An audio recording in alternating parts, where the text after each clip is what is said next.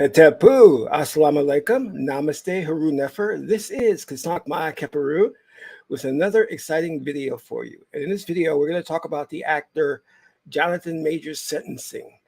He received his sentencing, I believe it was yesterday or yesterday. And we're going to go over that. But before I do, I want you to hit the like button on this video.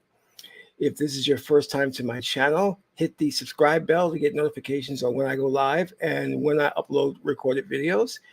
If you're interested in learning more about my spiritual teachings, you can scroll down below and click on one of 4 ebook links.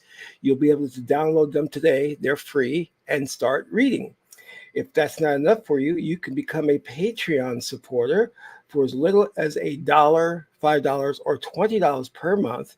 You can cancel at any time, and you'll get exclusive access to instructional videos on the esoteric, on the spiritual, videos that'll teach you how to meditate, the proper breathing exercises to subdue the animal spirit, how to do astral projection, how to communicate with the ancestors and spirits, how to do a money attraction ritual, and so much more. So become a Patreon supporter today.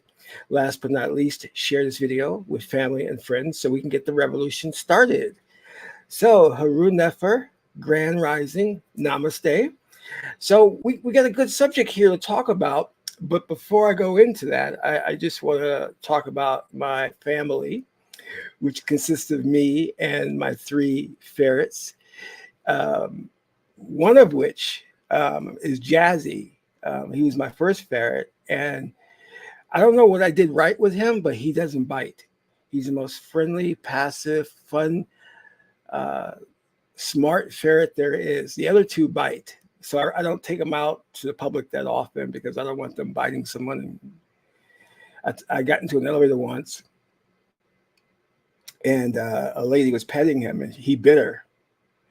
And he bit down so hard he wouldn't let go of her finger. And it kind of scared me. I'm thinking, oh my God, am I going to get a lawsuit here? So I take Jazzy out. People love Jazzy, and they know him. A lot of people, they see me around with him. They wave, hi, Jazzy. So I had to go to the Apple Genius bar. My mouse hasn't been working for the last month. I don't know why. It just stopped working, like this one right here. So I said, I didn't have an appointment because you're supposed to make an appointment. So I said, well, let me bring Jazzy. They like him. So maybe they'll like wait on me without an appointment. So sure enough, I went there. They remembered Jazzy, and they said, have a seat. We'll get someone for you, and the person came out, and he was happy to see Jazzy. And they waited on me right then and there. And not only that, they gave me a brand new mouse, which is kind of cool. So now I don't have to struggle because the mouse was not moving properly. So I would have to struggle to get it to move on the screen. And we took like lots of pictures. They were like ecstatic, to see Jazzy again. But that's one of the things that I advise men in my dating program is that if you're shy, you don't know how to approach women, get a pet, especially like a ferret. It's considered an exotic animal. And most times people will come up to you. I've had people when I was walking tap me on my shoulder, ask me if they could take a picture with the ferret, or, this one time this really beautiful single mom, she's Japanese, tapped me on my back, asked me if her kids could pet Jazzy. I was like, sure, he loves kids, And these other, I was at a beach party, and these 2 girls wanted to meet Jazzy. I said, come back to my place. Wink, wink. You can meet Jazzy. I said, he likes white girls. And they just laughed. So that's a way, it's an icebreaker, and a way for you to, what they used to call peacocking in the pickup community. So Jazzy's a very good ferret. He knows tricks. But he's very, very stubborn. Like if he wants something, he'll have tunnel vision. That's all he'll think about. That's all he'll focus on getting. Like he loves a lot of things that are bad for him. Like any type of chocolate he loves. And I try not to have him eat it because, it could mess up his digestive tract and all that. But he goes crazy, or he can smell it. from a mile away, So I advise you to get a pet, a parakeet, a monkey, a ferret, yeah, anything that attracts the ladies, you know. So we had a great time at the Apple store, and I'm sure they're looking forward to seeing him again. I also did bring Daisy, and sure enough, she bit one of the Apple Genius Bar attendees. I don't. I gotta do something with her because she's just so nippy. I think she bites you if she likes you. I think that's probably what it is, because I see her smelling people and then become friendly and then bite them. But it's not like a hard bite. It's just like, teasing in a way, like a child who's going through that phase. So anyway, let's talk about Jonathan Majors. Now, as you know, he's an actor. He was in, I think, Creed 3, which I did see. I thought it was okay. I'm not big on that trilogy. And he was supposed to be in the Marvel universe as Kang the Conqueror. And he was introduced in one of their movies where it was Ant-Man and the Wasp. But he got fired after the verdict was handed down that he was guilty, I guess, of assault or something, or not assault, but he was guilty of domestic violence or something. But the funny thing about the clip that they showed, and this is just a perfect example how racism still exists in our society, how white privilege is real. This man did not lay a hand on Grace Jabari, that's his girlfriend at the time. He was texting other women. She went to grab his phone, and then a tug of war ensued. And then he ended up grabbing his phone and running blocks and blocks and blocks to get away from her. And you can see the video camera footage that they pieced together, where he just was running from block to block to block to get away from her, and she's chasing him. And it's almost the point of embarrassing that you have this big, strong guy running from this frail, weak, meek, young white woman. I mean, literally, that's what you see, him running, trying to get away from her. And yet he was found guilty in this kangaroo court. And the Manhattan prosecutor, Alvin Bragg, who is an agent of white supremacy, sought out and was successful in destroying Jonathan's career, because after he was found guilty, was it Disney or Marvel? Immediately, right after the verdict was handed down, fired him. So he will not be appearing as Kang the Conqueror in any future Marvel movies. It's a shame. It's a shame to see this injustice. And this is not what our ancestors had planned for us in the future when praying to the deity Ma'at. She is the deity of justice, balance, reciprocity, love. You see, what this world it doesn't want to admit is that white people suffer from a disease called white supremacy. We've cataloged all these other psychological dysfunctions, but we have failed to really study white supremacy. I mean, many Black authors have, like Dr. Frances Cress Welsing. She's in her book, The ISIS Papers, did a wonderful job of trying to explain this psychosis. You see, we live in a society that boosts the ego of white people and in turn degrades, demoralizes the ego of Black people. We're made to feel less than. And this happens every day and through all forms of media, and including history. And we're only now coming into the realization that history got it wrong. History is incorrect. Not just the fact that it was racist, but the fact that ancient civilizations were very technologically advanced for their time period. And these historians and archaeologists still cannot explain how they're finding stone cut with laser precision when there was supposed to be no lasers. How the pyramids were stacked, the blocks were stacked on top of each other with such precision that you couldn't fit a razor in the middle of. That precise. Because we were dealing, see, the reason that they can't explain how the pyramids were built is because they're looking at it from the perspective of modern day Western equipment.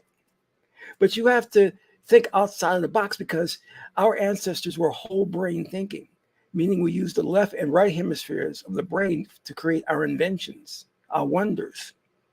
Whereas Western science predominantly uses the left brain, which is materialistic, surface level thinking based on the 5 sensory input, meaning can you see, hear, feel, and taste it. Well, we went beyond that. Yes, we had lasers, we had crystals, we had a whole science around crystals, we had a whole science around astral projection. We map stars that only modern day astronomers are finding. Let me say that again. Thousands of years ago, we mapped stars that only now modern day scientists have discovered without the help of the JWT, James Webb Telescope, that we launched into orbit. Our ancestors didn't have that, but yet, how do we know about these stars? How do we know about the Zeta Reticuli dual stars?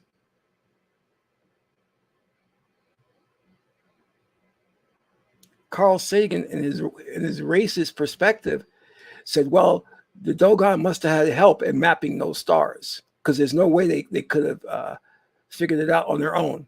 That's racist thinking.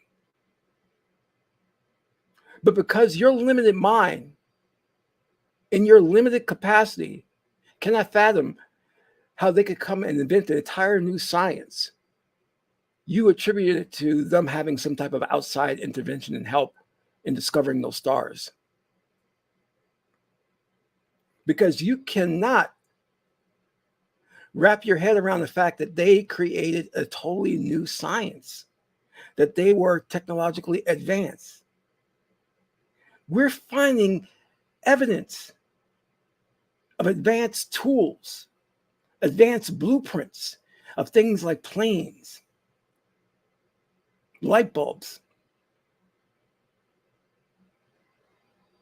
air conditioning systems,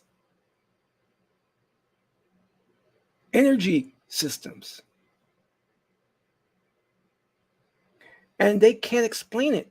So they have to concoct all this weird stuff about, well, it was aliens, or this alien contact by this group called the Anunnaki. There was no alien intervention. It was time travelers. No, you give me every excuse except the one that's most obvious. Occam's razor said that the simplest explanation most likely is the correct explanation.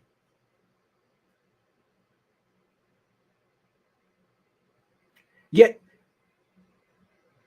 you're so racist, you trap yourself. You trap yourself because on one hand, you say they had help from external means, such as aliens, but on the other hand, you don't want to admit that they were black. The only way you will admit that they were technologically advanced was if they were a white civilization. And why would a white civilization be in Northeast Africa at that time? Yes, Egypt is in Africa, along the coastline.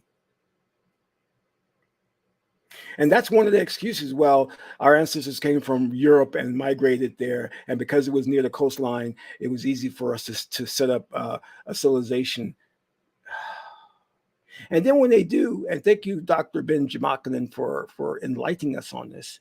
And then when they do these depictions of ancient Greece and ancient Rome, Dr. Ben told us that it was a cosmopolitan, that it wasn't all white. And the mere fact that it was along the coastline, which was ripe for trade, which meant that you would have people from all different civilizations and all different hues come there. It would have to be multicultural. It would have to be cosmopolitan. But yet every depiction you see in these movies, the Gladiator, Cleopatra, they're always white. And we knew that there were in Rome, there were black emperors.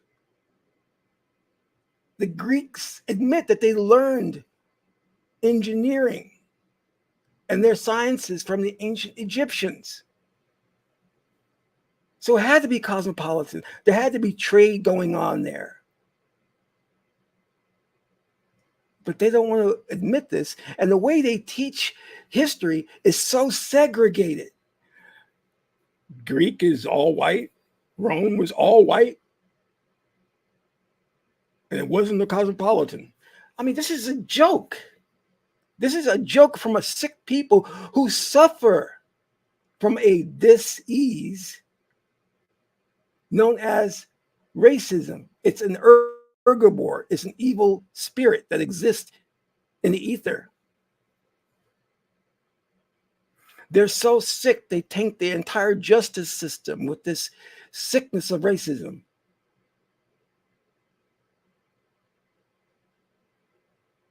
And this kangaroo court, where you had the judge, the prosecutor, the jury, watch the videotape.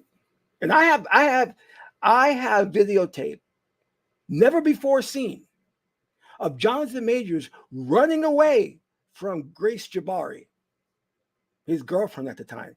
I have exclusive videotape, never before seen angle of him running away. I'm going to show that in a bit.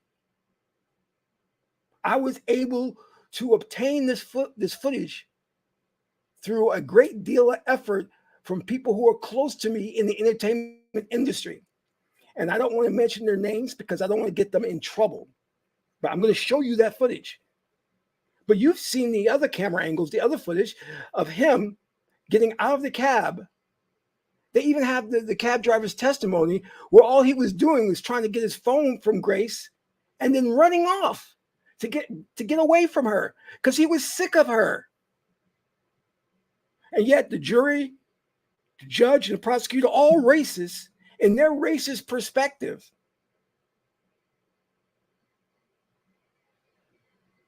said he's guilty of domestic violence. Now, the sentencing was handed down, and this is what he got. The judge has ordered him to take 52 weeks in person of a domestic violence program. 52 weeks in person. Now, he's an actor, and he should not be required to do 52 weeks, let alone in person. So his lawyer said, well, can some of these be done virtually? Which makes sense. But instead of the judge saying yes, the judge says, well, you could put it in the motion for that when the time comes.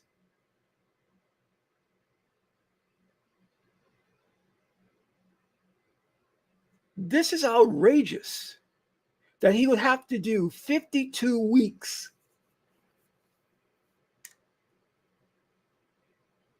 in person of a domestic violence program when he did not commit any domestic violence. And in real world cases, we don't see people getting this extreme of a verdict unless there was real heavy domestic violence. So this is excessive. because they want to punish him. They want to make an example of him for dating a white woman. The next thing he got was he has to seek mental health counseling. Mental health counseling? Are you kidding me?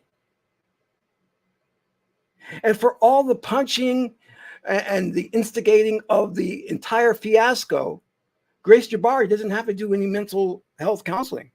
She gets away scot-free.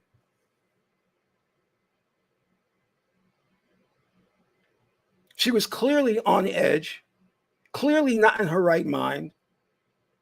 And she doesn't get, she's not prosecuted. She's not ordered to do any type of domestic violence training or mental health counseling. That woman is not mentally there. Anyone who watches the video, which you've all, I hope you've seen it so far, can see that she instigated the entire fiasco, leading to Jonathan running away just to get away from this girl. And she was so devastated and so hurt that she went back to the club that night.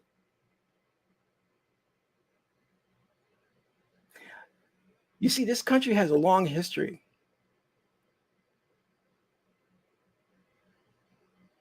of not liking interracial couples. And it wasn't until the case Loving versus Virginia did we had to force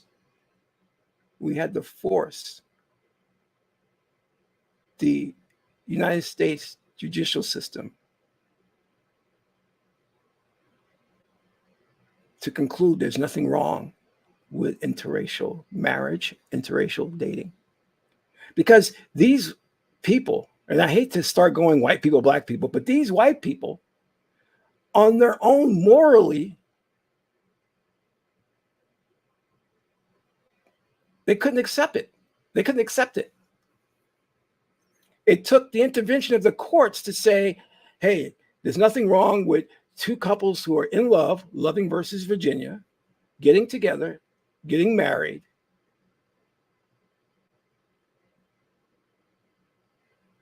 But many times when this occurred and the couple was caught, the white woman then yelled, oh, he forced himself upon me. He's this big black brute. He forced himself upon me. What happened to love? Because she knew if she admitted that she loved him and she wanted to be with him, she would find herself being lynched, beaten, lynched alongside him. We have actual photographs of black men hanging from trees and white people just standing around like it's some type of basketball game, pointing up there and smiling, pointing up at the dead body of the black man, lynched and castrated. So these white women, out of fear, will concoct stories that the black man forced himself upon them. So this country has a long history of going after black men for interracial dating. And what this kangaroo court did was to try and make an example of a wealthy black man who did nothing wrong. Do you think the fact that he got his phone from Grace Jabari, ran blocks and blocks to get away from her, was worth him losing his entire career, his livelihood, over some nonsense like that? That probably happens 100 times a day with regular, normal people. We've all gotten into fights with our spouse. Sometimes our spouse have called the police. But do you think it was worth robbing him of his livelihood? This is preposterous. that this man now has lost millions of dollars already because of the fact that, oh, let's not forget, this is a very important point. Let's not forget that he called the police. He was the one who called police and said, look, my girlfriend, she's acting erratic. I'm afraid she may hurt herself. I need you to come down here. So here we have this wealthy black man texting other women. Grace Jabari gets upset, grabs his phone because she wants to read the text. He grabs it back. A struggle ensues. He gets the phone and runs away from her, running blocks and blocks and blocks. And it looks like a comedy where he's running away from her. It's just like a pure comedy. And like I said, I have the footage. And in the footage, he's sporting a bit of an afro. He has a different look. But he's running away from her. And you even see like her and some of her girlfriends with her chasing him.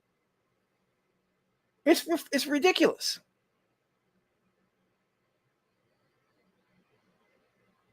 In fact, let me show that footage right now of him running away from her and her girlfriends.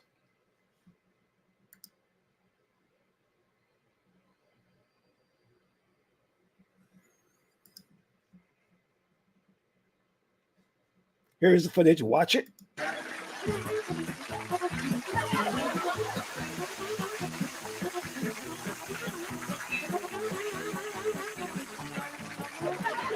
All right, you see, Jonathan is running. He's running away. And see, you see Grace Jabari in the front leading the pack. Look how far he has to run away from her and her girlfriends. And he's still running. Go, Jabari. Jonathan, run, Jonathan, run. Run, Forrest, run. And he's still running.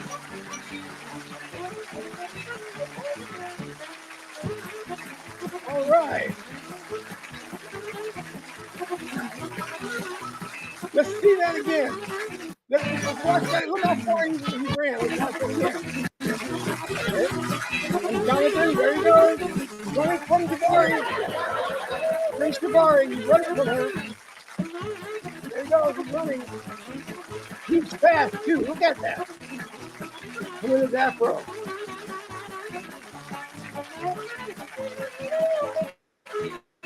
Let's do this again. He's running with his afro.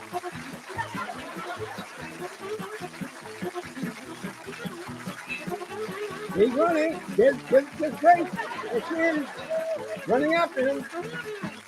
All right. Keep going, Jonathan. Go, Jabari. Catch that man. Catch the black man. Okay. That's the footage that I got. It's exclusive to me and my channel. So don't you pirates out there try to copy it. But, you know, I jest.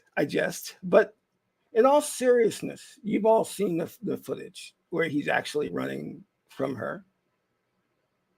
She was not harmed in any way. Listen,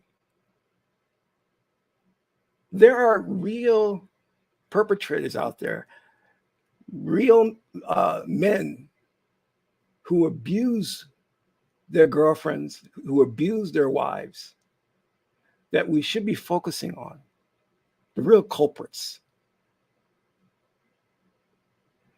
This situation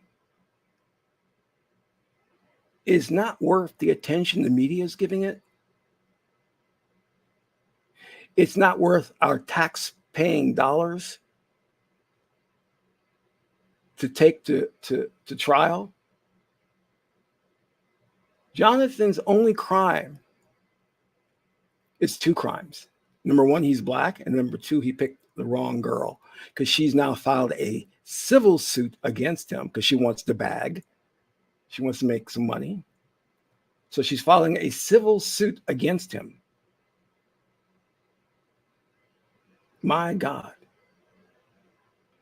Now, I don't usually cover stuff like this on my channel, but I want to talk about something real. I had a court case that I went to recently. Well, it was about 2 years ago. And I lost the case. So me being a magi, a magician, I went to the Chinese oracle, the I-ching, and asked the I-ching what I should do. The I-ching said, appeal, appeal. I said, well, there's no guarantee I'm going to win the appeal. And I kept doing readings, and the I-ching kept saying, appeal. So I appealed the decision. And along with that, I did some rituals. And I even got some friends of mine, these nice girls out of New York, to do a justice candle for me. And they put together a magical candle.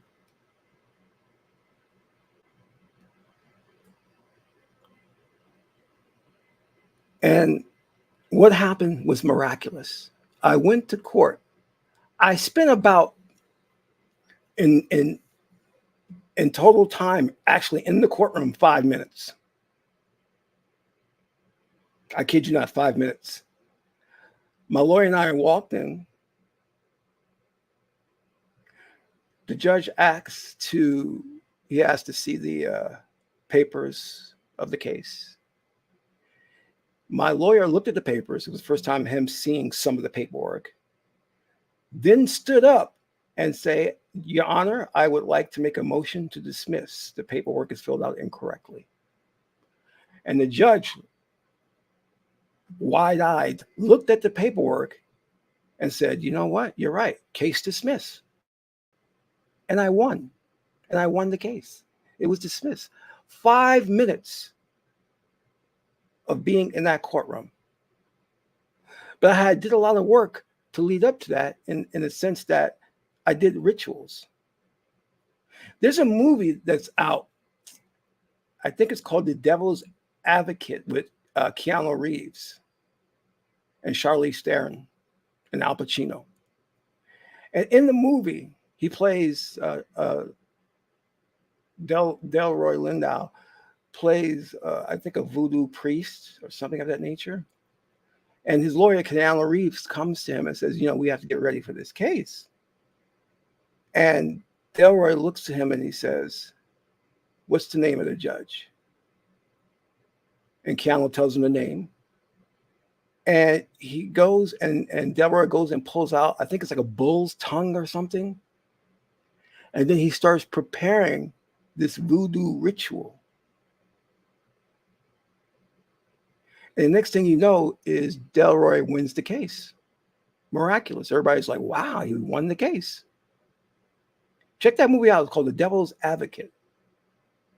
So why am I bringing this up? Because in my court case, in my instance, I knew the deck was stacked against me. And the only way I could win is through magic, appealing to Ma'at. So I galvanized my spiritual forces. Now, here is the sad state of affairs that we find ourselves in. Hollywood has done such a job in vilifying these traditional African religions that when we find ourselves up against the wall legally, we turn to the religion that actually enslaved us, that was used to enslave us. See, Jonathan Majors, when he walked into that courtroom for his sentencing, he had two things with him that he thought would help. Number one, his girlfriend, being she's black now. And number two, he was holding the Bible. The Bible, the King James Version of the Bible. We'll always turn to that, ignoring the fact that King James was a pedophile. So he walks into court with the Bible. Did he turn to a traditional African religion? Did he go see a voodoo priest? No, I don't think so. He might have, but I don't think so. It'd have been too late at that point because he's already being sentenced. But this is how backwards our people are. Instead of tuning into the power that our ancestors left, instead of tuning into that power that could save us, we try to tune into the power that has enslaved us. That Bible can't do anything for him.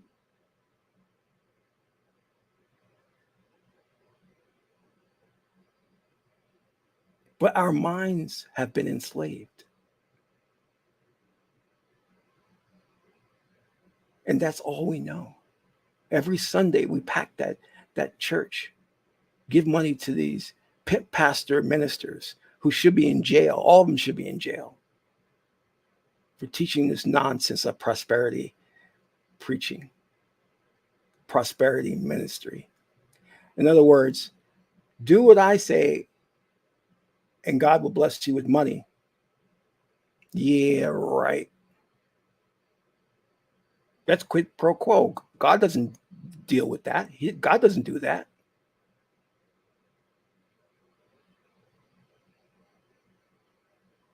Where we should be turning to our traditional religions, which have proven to work.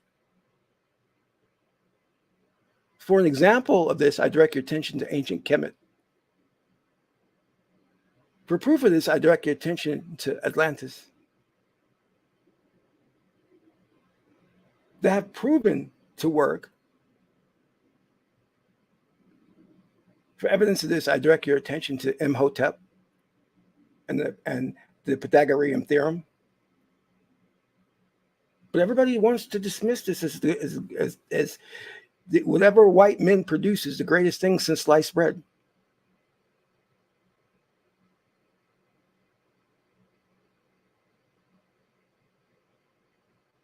We are a people in a sad state of affairs. Because I would have been on the phone to every voodoo priest out there. Hey, listen, I need you to do a ritual for me. Get me out of this situation. I would have got references and found out who's the most powerful voodoo priest and then got him to do a ritual, him or her to do a ritual. But our minds have been tainted and enslaved to such a degree